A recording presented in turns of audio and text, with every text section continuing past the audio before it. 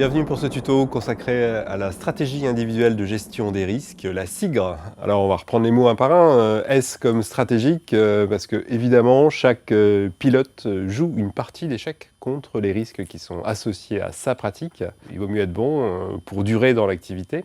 I comme individuel, parce que chaque pilote va devoir acquérir des compétences, des connaissances qui sont spécifiques à ses pratiques.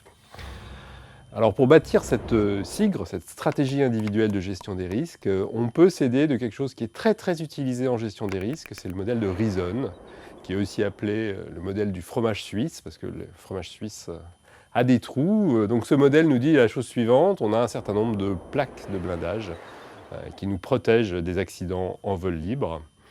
La première plaque à laquelle on pense, c'est évidemment nos compétences de pilotage, nos connaissances en pilotage. On pense aussi à la plaque aérologie, notre compréhension de la masse d'air, de notre environnement.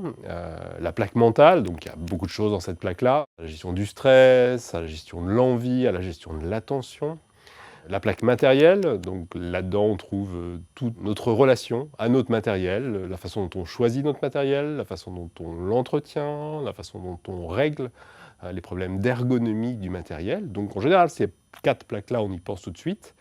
Il y a 3 autres plaques un peu plus exotiques auxquelles on pense moins. La plaque communauté et progression, donc ça recouvre des compétences de progression dans la communauté, dans le milieu du vol libre. S'il y en a un qui est totalement autodidacte, solitaire, qui n'échange pas d'informations avec la communauté, et l'autre qui, lui, par contre, est intégré dans la communauté, va en école, demande des conseils dans son club à des pilotes expérimentés. On voit bien que ces 2 pilotes, bien qu'ils aient la même pratique, ils ont une exposition au risque qui est différente. La plaque condition physique, donc plaque condition physique, on pense tout de suite à être en forme, évidemment, c'est important dans notre exposition au risque, mais c'est aussi tout ce qui concerne la gestion des paramètres physiologiques en vol et autour du vol. Se protéger du froid, par exemple, savoir s'hydrater en vol, sur les longs vols, se nourrir en vol, résister à la nausée pour ceux qui y sont sensibles, résister aux effets de l'altitude pour ceux qui volent en haute altitude. Donc tout ça, ce sont des compétences qu'il faut acquérir dans cette plaque conditions physiques. Et enfin, une dernière plaque à laquelle en général on ne pense pas souvent, c'est la plaque connaissance en accidentologie du vol libre. Donc dans cette plaque-là, il y a toute une série de connaissances qui permettent de mieux comprendre comment les pilotes se font mal en vol libre. Il n'y a pas 36 000 façons pour se faire mal en vol libre. Donc de connaître les scénarios qui amènent aux accidents permet d'en éviter certains.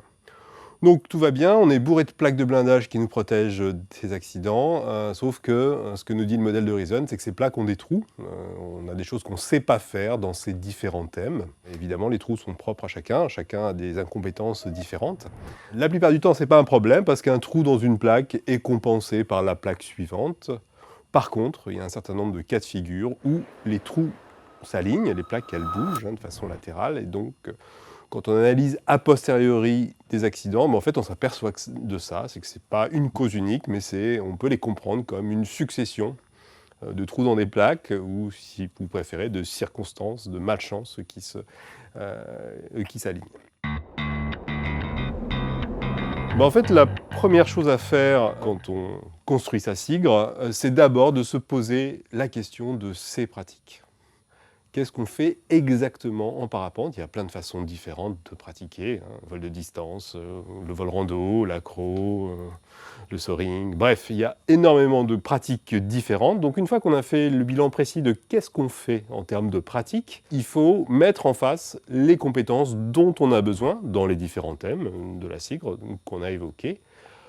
Quelles sont celles qui sont acquises, qu'on a déjà, et quelles sont celles qui manquent? Donc en gros, quels sont les trous dans mes plaques, vu mes pratiques? Ça peut se présenter sous forme très simple d'un tableau, de se dire, eh bien voilà, dans les différents thèmes, pilotage, aérologie, accidentologie, etc., de quoi j'ai besoin et qu'est-ce qui me manque, qu'est-ce que je dois acquérir dans l'année qui vient, par exemple, pour boucher mes trous dans mes plaques. Alors cette auto-analyse, cette auto-évaluation, évidemment, elle n'est pas facile à faire. C'est une stratégie individuelle parce que c'est des compétences qui sont propres à chacun. Mais par contre, le collectif peut aider et aide beaucoup pour établir sa stratégie individuelle de gestion des risques.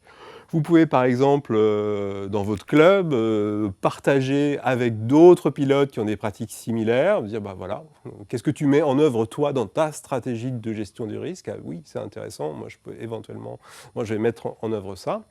Vous pouvez aussi vous faire aider en école. Les moniteurs, c'est vraiment le cœur de leur travail, d'aider les pilotes à personnaliser leur progression et à acquérir des compétences personnalisées, adaptées à leur pratique. Et enfin, vous pouvez aussi vous aider des sigres d'autres pilotes, et pour ça, allez voir sur l'intranet de la FFVL, où vous pouvez renseigner votre sigre à vous, votre stratégie à vous, votre liste de choses à faire dans les différents thèmes.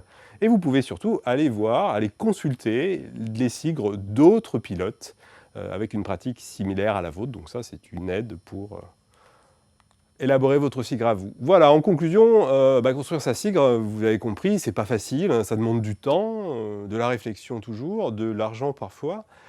Mais la bonne nouvelle, c'est que c'est passionnant à faire et surtout, c'est utile pour diminuer notre exposition au risque dans nos pratiques.